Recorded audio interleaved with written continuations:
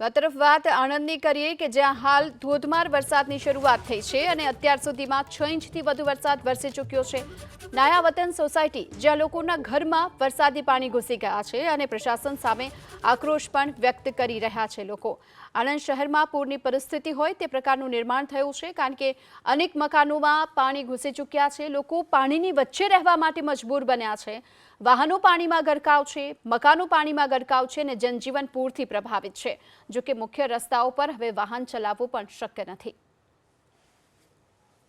અત્યાર સુધી નહિવત ગણાતો હતો વરસાદ આણંદ જિલ્લામાં, પરંતુ ગઈકાલે મોડી રાતના જે વરસાદ છે તે વરસાદ રોકાવાનું નામ નથી દેતો અને વરસાદી વાતાવરણના લીધે કહેર મચાવ્યો છે। કહી શકાય કે આ જે રહેણાંક વિસ્તાર છે તે રહેણાંક વિસ્તારના મકાનોમાં પાણી ઘૂસ્યા છે અને જે બાળકો છે તે સ્વિમિંગ પુલ જેવી મજા લઈ રહ્યા છે।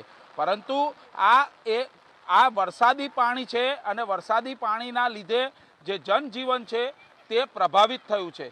સાથે સાથે અહીં આગળ પાર્ક કરેલા જે વ્હીકલો છે તે પણ પાણીમાં ગરકાવ થયા છે।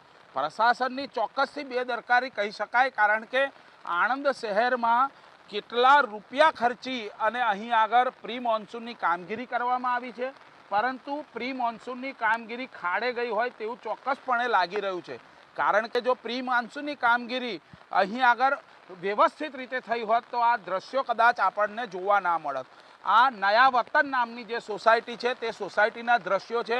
અહીં આગળના જે લોકો છે તે અહીં આગળથી સ્થળાંતર થઈ ગયા છે, કારણ કે એમના ઘરોમાં પાણી ઘૂસ્યા છે અને જનજીવન છે તે અસ્તવ્યસ્ત થયું છે।